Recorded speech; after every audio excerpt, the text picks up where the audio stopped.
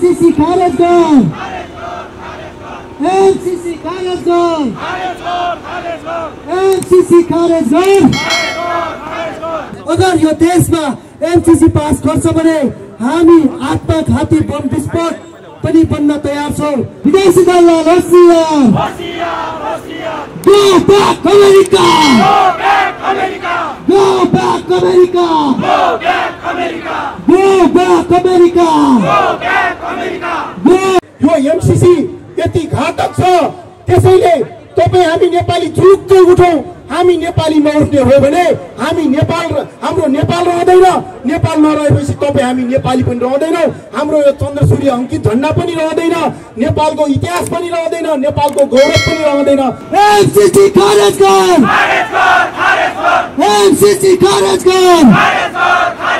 पहिले विदेशमा बस्दा पनि र खासै भन्नुपर्दा अमेरिकाको न्युयोर्कमा बस्दा पनि मेरा स्टार्टर, मेरा लाइफ हेर्नुभयो भने बारम्बार म काटिएर पनि यो देश बाँच्नुपर्छ र यो देशका जनता बाँच्नुपर्छ भन्ने मेरो आवाज हो। एमसीसी हामीलाई चाहिँदैन, एमसीसी हामीलाई चाहिँदैन, एमसीसी हामीलाई चाहिँदैन, बेच्न पाइँदैन। त्यसैले तपाई हामीले खबरदारी नगर्ने हो भने यही 28 गते राष्ट्रघाती एमसीसी टेबल हुँदैछ, संसदको कार्यसूचीमा चढाइसकेको छ। हामीले त्यो जानकारी पाएका छौं। एमसीसी पास भयो भने हाम्रो अत्यन्त मूल्यवान हाम्रो मिलिने जुन किसिमको जो युरेनियम छ त्यो युरेनियम लान्छ। हामी तपाईहरु यस मानेमा ढुक्क हुनुहोस्। यो मुख्य आँखा गाडेको एमसीसी प्रोजेक्टले एमसीसी नै हो।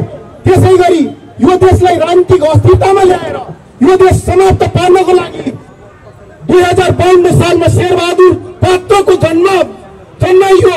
शेरबहादुर पात्रको जन्माउनु र त्यही साल फागुन 1 गतेको कथित जनयुद्धको सूत्रपात गर्नु यो नेपाल राष्ट्रको विघटन गर्नको लागि नै थियो। त्यसैको जगमा टेकेर आएको हो यो एमसीसी। त्यसैको तेस्रो संस्करण हो यो एमसीसी। यो एमसीसी अहिले सबै राजनीतिक दलले सही गरिसकेका छन् रे, तर पनि एकजना माओवादीका नेताले लेख्नु भएको छ यो एमसीसी घातक छ भनेर त्यसको विस्तृत विवरण दिनु भएको छ। लीलामणि पोखरेल, नेता लीलामणि पोखरेल हुन त उहाँ जनमोर्चाबाट पछि माओवादीमा आउनु भएको हो, तर उहाँले एमसीसी लागू हुनु हुँदैन भनेर स्पष्ट धारणा बनाएर दिइसक्नु भएको छ, किताब लेखिसक्नु भएको छ। माओवादी सिङ्गो माओवादी पार्टीको धारणा के हो त यसमा? मैले हिजो सोद्धाखेरि 2-3 दिनमा हाम्रो पार्टीको अवधारणा आउला नि त सर भनेर एकजना माओवादीको नेता, विद्यार्थी नेताले मलाई जवाफ दियो। त्यस्तो पनि हुन्छ? 28 गते पास गर्न षड्यन्त्र गर्दैछन्। 28 गते पास गर्ने प्रपञ्चमा छन् यिनीहरू। यो एमसीसी अमेरिकाले भन्छ, के अरे एमसीसी प्रोजेक्टले भन्छ यो हाम्रो लगानी हो भन्छ। लगानी भनेको व्यापार हो कि होइन? अनि नेताहरू भन्छन् अनुदान भनेर। कहाँनेरि कुरा मिल्यो? यो एमसीसी नितान्त रूपमा चाइनालाई पुर्याउने नेपालको प्राकृतिक स्रोत साधन जो अत्यन्त महत्त्वपूर्ण युरेनियम लानको लागि हो।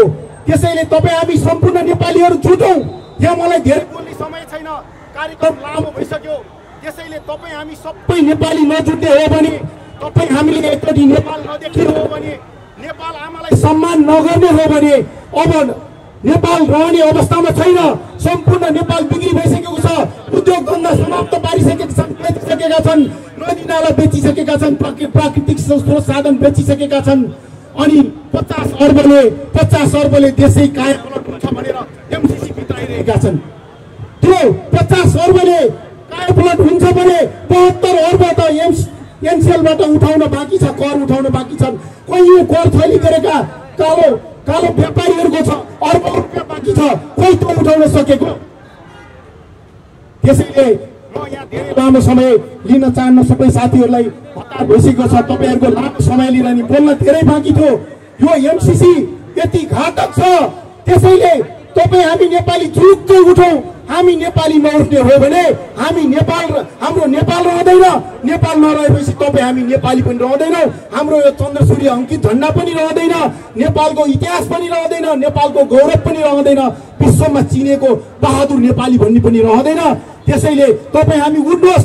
28 गते पास गर्न लाग्यो भने संसद भवन सबै नेपालीले घर घरबाट आएर हेर्नुहोस्। तपाईहरू राजनीतिक दलका कार्यकर्ताहरू पहिला नेपाल देख्नुहोस्, अनि तपाईँको पार्टी देख्नुहोस्, त्यसपछि राजनीति गर्नुहोस्। त्यसपछि आफ्नो दलका नेताहरूलाई घर घरमा गएर खबरदारी गर्नुहोस्। खबरदार, यो देश बेच्न पाउँदैनौ। देश बेच्यो भने तिमीहरूको साथमा हामी हुने छैन भनेर हरेक राजनीतिक पार्टीका कार्यकर्ता र नेताहरूले मुख्य नेताहरूलाई भन्नुपर्ने देखिन्छ। पहिला नेपाललाई माया गर्नुहोस् भन्दै म छोटो भनाइ यी समाप्त गर्छु। जय मातृभूमि, जय राष्ट्र, जय जनता। राष्ट्रमा समृद्ध छाउने सवालमा, स्वास्थ्य, शिक्षा, रोजगार सिर्जना गराउने सवालमा कुनै पनि राजनेताहरू अघि सरेको हामीले देख्न सकेको छैनौँ। हामीले देख्न सक्छौँ मिलियन चाइनिज कर्पोरेसन 56-57 अर्बको निम्ति यो राष्ट्रमा अमेरिकन बुट बचार्नको निम्ति हाम्रो राजनेताहरू केपी शर्मा ओली, शेरबहादुर देउबा, पुष्पकमल दाहालजीहरू लागि पर्नु भएको छ र यो 28 गते संसदमा लाँदैछ एमसीसीलाई। तर म भन्न चाहन्छु यो देश कसैको बाउको सम्पत्ति होइन। यो देश सम्पूर्ण नेपाली जनताको साझा हो। त्यसैले अगर कुनै पनि राजनेता, कुनै पनि राष्ट्रघातीहरूले, कुनै पनि राष्ट्रघाती सांसदहरूले साइन गरेर यो संसदमा लगेर पास गर्ने चेष्टा गर्छ भने लिबियाको गद्दाफीको हालत पनि बनाउन हामी तयार छौँ। हामीले बारम्बार भनिरहेका छौँ यो देशको निम्ति हामी मर्न तयार छौँ भने अगर किन हामी हतियार बोक्न सक्दैनौँ। प्रचण्डको नेतृत्वमा 10 वर्ष जनयुद्धमा 17,000 मात्रै मान्छे मरेनन्, त्यहाँ हजारौं शहीद पनि भएका छन्। त्यो भएको कारणले हामी सम्पूर्ण नेपाली जनता एकजुट भएर एमसीसी खारेजीको निम्ति अब 77 जिल्लाबाट हामी अघि बढ्न जरुरी छ। एमसीसी खारेज कर, एमसीसी खारेज कर, देश बेच्न पाइँदैन। म आज एउटा कुरा तपाईलाई घोषणा गर्न चाहन्छु। अगर कुनै पनि राजनेता बनाउँदाहरूले यो अधिवेशनहरूमा करोडौं रुपियाँ चाहिँ खर्च गरेर राष्ट्र निर्माणमा होइन, आफ्नो अधिवेशनमा, आफ्नो कार्यकर्तामा, आफ्नो पार्टीमा खर्च गर्छन्, म त्यसको घोर भर्त्सना गर्न चाहन्छु। अगर यो देशमा एमसीसी पास गर्छ भने हामी आत्मघाती बम विस्फोट पनि बन्न तयार छौँ र अगर प्रचण्डको नेतृत्वमा यो देश निर्माण गर्ने सवालमा, यो देश बनाउने सवालमा, यो देशमा रोजगार सिर्जना गर्ने सवालमा, यो देशलाई चाहिँ समृद्ध गर्ने सवालमा हजारौंको हत्या, हजारौंलाई शहीद बनाएको छ भने फेरि पनि यो भ्रष्टाचार विरुद्धको अभियानमा यो एमसीसी खारेज गराउनको निम्ति हामी पनि हतियार बोकेर जनयुद्ध सुरु पनि गर्न सक्छौँ भन्दै मेरो 2 शब्द यही टुङ्गाउन चाहन्छु। जय नेपाल, जय नेपाल। पहिले देशमा बस्दा पनि र खासै भन्नुपर्दा अमेरिकाको न्युयोर्कमा बस्दा पनि मेरा स्टार्टर, मेरो लाइफ हेर्नुभयो भने बारम्बार म काटिएर पनि यो देश बाँच्नुपर्छ र यो देशका जनता बाँच्नुपर्छ भन्ने मेरो आवाज हो। म जहाँ भए पनि, जुन ठाउँमा भए पनि सबभन्दा पहिलो प्राथमिकता मेरो नेपाल र नेपाललाई रहेको छ। तपाईँहरूले मेरो फेसबुक, मेरो स्टार्टर हेर्नुभयो भने तपाईँहरूलाई आफै जानकारी हुनसक्छ। कतिले जानेर पनि अनजान बन्नुभएको छ भने कति अनजान पनि हुनुहुन्छ। त्यसले गर्दा यो देशको विपरीत कुनै पनि काम गरिएका, जस्तो अहिले भाइहरूले प्ले कार्ड बोक्नुहुन्छ नो एमसीसी, देशमा भएका गतिविधि, यो देशलाई गरिने जुन देश र जनताको हितमा नभएका र नहुने र यो देशलाई गद्दार गरिने कुनै पनि कार्य कुनै पनि देशबाट हुँदैन भन्ने मेरो मान्यता हो। हामी नेपाली वर्षौँदेखि, पुर्खादेखि स्वाभिमान र शिर उचा गरिरहेका व्यक्ति हो। त्यसले गर्दा आज आएर कुनै देशको कुनै व्यक्तिको गुलाम हुन कोही पनि चाहँदैन। यो सरकारले यो एमसीसी जब तक अमेरिकाले, यो अमेरिकाको योजना हो, म अमेरिकामा बस्छु। मलाई पहिला अमेरिकामा यो कुरा बोल्दा पनि कति नेपाली दाजुभाइले तपाईँ अमेरिकामा बस्नुहुन्छ अनि अमेरिका विरोध गर्नुहुन्छ भन्नुभएको छ। यो विरोध होइन, यो आवाज उठाउन पाइन्छ। जहाँ भए पनि यो मेरो देश हो, यो जन्मभूमि हो मेरो। यो जन्मभूमिमा जन्मे हुर्के, त्यसै कारणले मलाई यो देशको माया छ, यो माटोको माया छ। यही माटोमा हुर्के बढे पढेर यही माटो खाएर बाँचे पनि हो। त्यसले गर्दा नेपाल सरकारले जुन गद्दार गरिएर चाहिँ जनताका आँखा छलिएर यो एमसिसीका बुदाहरू यो एमसिसी पास गर्नुपर्छ भनेर लागिएका छन्, यो हाम्रा लागि सहयोग हुने छैन। चाहे मलाई अमेरिकाले गोली ठोकोस् या नेपाल सरकारले, मलाई कुनै परवाह छैन। यो देश स्वतन्त्र हुनुपर्छ, यहाँका नागरिक स्वतन्त्र हुनुपर्छ। कसैको अधिकार जमाएर यो देशमा बस्ने र कसैको बुट खाएर बस्ने हामी नेपालीको कहिले पनि आदत छैन र रहने पनि छैन। जतिजनाले जे भए पनि जुन भने पनि कति भाइ बहिनीहरू कतिमा स्वार्थ आफ्नो बोकेर हिँडेका होलान्, तर देश र समाजको लागि हामी एक हुनुपर्छ। जहिले पनि अब जस्तो ज्ञानेन्द्र साई भाइ, बग्लो भाइहरूले, अरू भाइ धेरै हुनुहुन्छ, नाम लिन सक्दिनँ। यो देशका लागि भ्रष्टाचार हुनु हुँदैन, भ्रष्टाचार विरुद्धको आन्दोलन, जुन यी शब्द सुन्दाखेरि हामीलाई मुटु काम्छ, आँसु झर्छन् र गर्नुपर्छ सही र सत्य सबैजना मिलेर। त्यसले गर्दा हामीले मैले भन्न खोजिएको सरकारले जनताको आवाज सुन्न जरुर छ, सुन्नु पनि पर्छ। हामी जनताले चाहेको के हो? भोट माग्ने बेलामा चाहिँ जनता भगवान भन्ने, अनि जनताका सरकार पद र पैसामा बिकिएर पदमा पुगेपछि हामी जनतालाई लाभ मारेर बुट दिएर यो हाम्रो स्वाभिमानलाई ठेस पुर्याउने काम नेपाल सरकारबाट नहोस् भन्ने पनि चाहन्छु।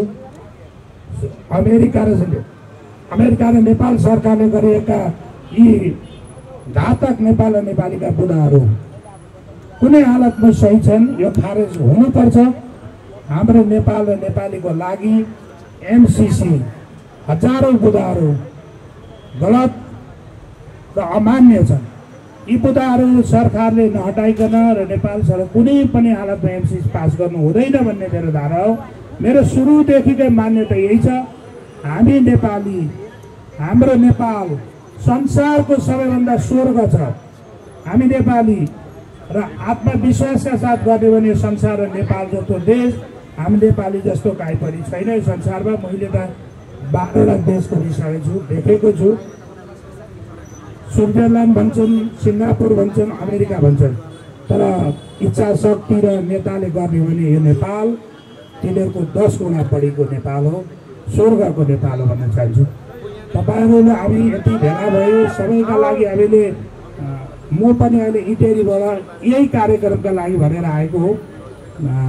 बब्लु भाइले बोलाएर मलाई मान्यता, म जहाँ बसे पनि म जस्तो स्थिति भए नि नेपाल र नेपालीलाई माया गर्ने व्यक्ति हो।